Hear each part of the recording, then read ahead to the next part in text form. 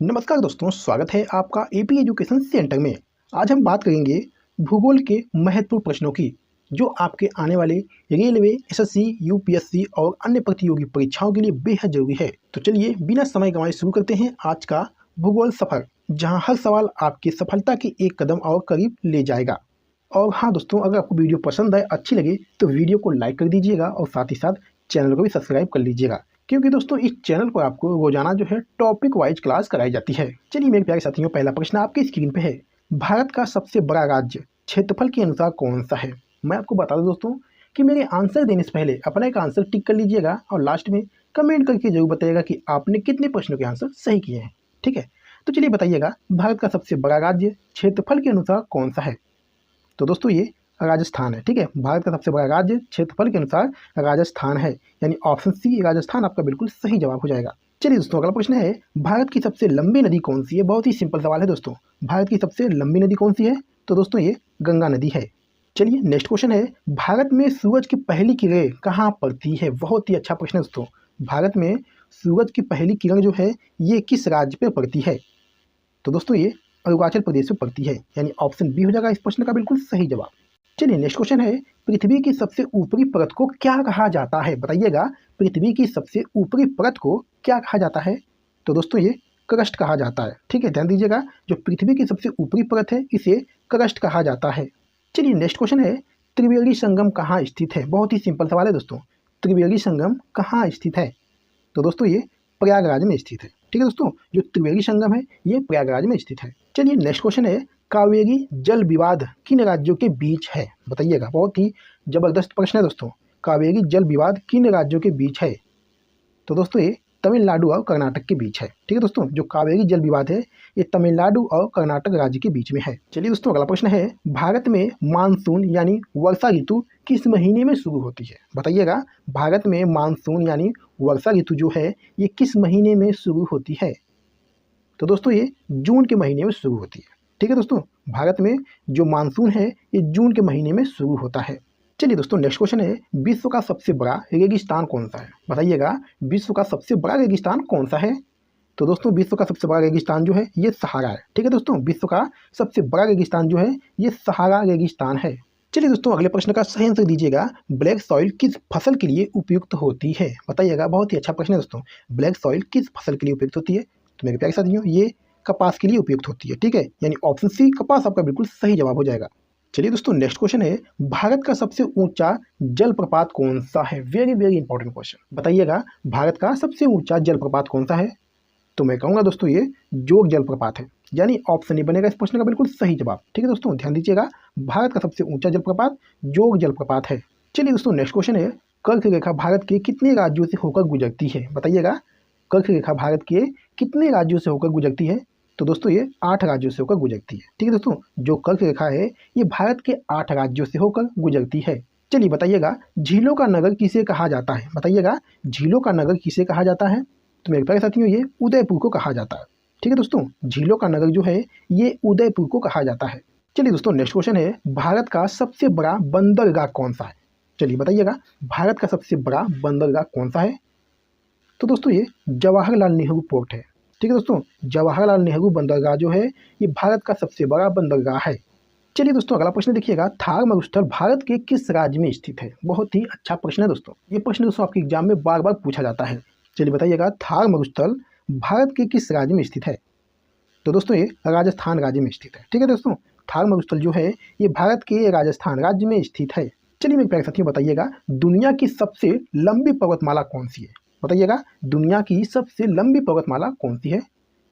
तो दोस्तों ये एंडीज पर्वतमाला है। ठीक है दोस्तों, दुनिया की सबसे लंबी पर्वतमाला एंडीज पर्वतमाला है। चलिए अगला प्रश्न देखिएगा, नीलगिरी पहाड़ियाँ किन राज्यों में फैली है? बहुत ही जबरदस्त प्रश्न है दोस्तों, बताइएगा, नीलगिरी पहाड़ियाँ किन राज्यों में फैली है? तो दोस्तों ये तमिलनाडु और केरल राज्यों में फैली है। ध्यान दीजिएगा दोस्तों, जो नीलगिरी पहाड़ियाँ हैं ये भारत के तमिलनाडु और केरल राज्यों में फैली है। चलिए दोस्तों, नेक्स्ट क्वेश्चन देखिएगा, मैंग्रोव वनों का सबसे बड़ा क्षेत्र भारत में कहाँ है? बहुत ही अच्छा प्रश्न है दोस्तों, मैंग्रोव वनों का सबसे बड़ा क्षेत्र भारत में कहाँ है? तो दोस्तों ये सुंदरवन है, यानी ऑप्शन ए हो जाएगा इस प्रश्न का बिल्कुल सही जवाब। चलिए दोस्तों अगला प्रश्न देखिएगा, जलवायु परिवर्तन पर रिपोर्ट कौन सी संस्था प्रकाशित करती है? वेरी वेरी इंपॉर्टेंट क्वेश्चन, बताइएगा जलवायु परिवर्तन पर रिपोर्ट जो है कौन सी संस्था प्रकाशित करती है? तो मैं कहूँगा दोस्तों ये IPCC द्वारा प्रकाशित होती है।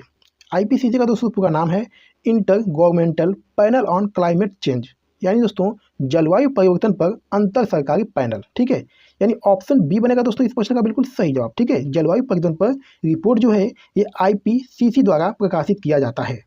चलिए दोस्तों नेक्स्ट क्वेश्चन है, भारत में सबसे अधिक वर्षा कहाँ होती है? बताइएगा भारत में सबसे अधिक वर्षा कहाँ होती है? तो मैं कहूँगा दोस्तों ये मासिनगाम में होती है, यानी ऑप्शन बी मासिनगाम आपका बिल्कुल सही जवाब हो जाएगा। चलिए दोस्तों नेक्स्ट क्वेश्चन है, प्लेट टेक्टोनिक्स सिद्धांत किससे संबंधित है? बताइएगा प्लेट टेक्टोनिक्स सिद्धांत किससे संबंधित है? तो मैं कहूँगा दोस्तों ये पृथ्वी की प्लेटों की गति से संबंधित है। ध्यान दीजिएगा दोस्तों, पृथ्वी की प्लेटों की गति से संबंधित है, ठीक है, ये आपको याद रखना है। चलिए दोस्तों नेक्स्ट क्वेश्चन है, भारत का एकमात्र सक्रिय ज्वालामुखी कहाँ स्थित है? चलिए बताइएगा भारत का एकमात्र सक्रिय ज्वालामुखी कहाँ स्थित है? तो मैं कहूँगा दोस्तों ये अंडमान में बैगन द्वीप पर दोस्तों, ठीक है, अंडमान में बैगन द्वीप पर दोस्तों स्थित है। चलिए दोस्तों नेक्स्ट क्वेश्चन है, हिमालय पर्वत किस प्रकार का पर्वत है? बहुत ही अच्छा प्रश्न है दोस्तों, हिमालय पर्वत किस प्रकार का पर्वत है? तो मैं कहूँगा दोस्तों ये तहदार पर्वत है, ठीक है दोस्तों, हिमालय पर्वत जो है ये तहदार पर्वत है। चलिए नेक्स्ट क्वेश्चन, भारत की सिलिकॉन वैली किसे कहा जाता है? बताइएगा भारत की सिलिकॉन वैली किसे कहा जाता है? तो दोस्तों ये बेंगलुरु को कहा जाता है, ठीक है, ध्यान दीजिएगा भारत की सिलिकॉन वैली जो है ये बेंगलुरु को कहा जाता है। चलिए दोस्तों नेक्स्ट क्वेश्चन है, भारत का उत्तरतम जिला कौन सा है? बताइएगा भारत का उत्तरतम जिला कौन सा है? तो दोस्तों ये लेह जिला है, ठीक है दोस्तों, भारत के उत्तर साइड का जो जिला है ये लेह जिला है। चलिए दोस्तों नेक्स्ट क्वेश्चन देखिएगा, मरुस्थलीकरण को रोकने हेतु भारत किस अंतर्राष्ट्रीय संधि का सदस्य है? बताइएगा बहुत ही अच्छा प्रश्न दोस्तों, मरुस्थलीकरण को रोकने हेतु भारत किस अंतर्राष्ट्रीय संधि का सदस्य है? तो मैं कहूँगा दोस्तों ये संयुक्त राष्ट्र मरुस्थलीकरण रोकथाम अभियान का सदस्य है, यानी दोस्तों UNCCD का सदस्य है। ध्यान दीजिएगा दोस्तों, मरुस्थलीकरण को रोकने हेतु भारत जो है ये संयुक्त राष्ट्र मरुस्थलीकरण रोकथाम अभियान संधि का सदस्य है।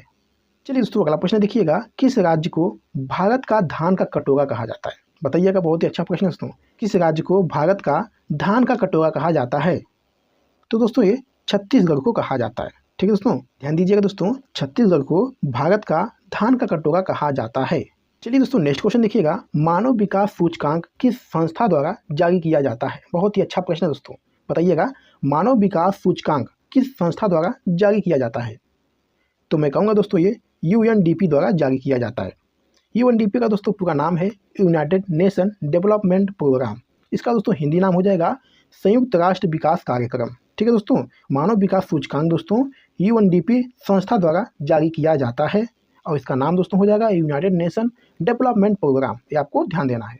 चलिए दोस्तों नेक्स्ट क्वेश्चन देखिएगा, गंगा डेल्टा किस सागर में विस्तारित है? बहुत ही अच्छा प्रश्न है दोस्तों, गंगा डेल्टा किस सागर में विस्तारित है? तो मैं कहूँगा दोस्तों ये बंगाल की खाड़ी में है, ठीक है दोस्तों, गंगा डेल्टा जो है ये बंगाल की खाड़ी में विस्तारित है।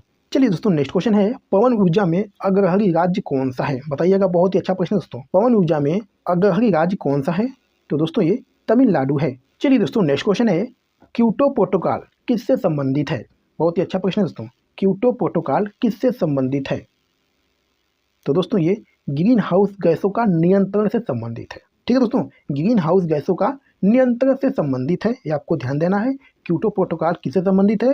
तो दोस्तों ये ग्रीन हाउस गैसों का नियंत्रण से संबंधित है। तो मेरे प्यारे साथियों वीडियो को यहीं पर समाप्त करते हैं। वीडियो को कैसी लगी?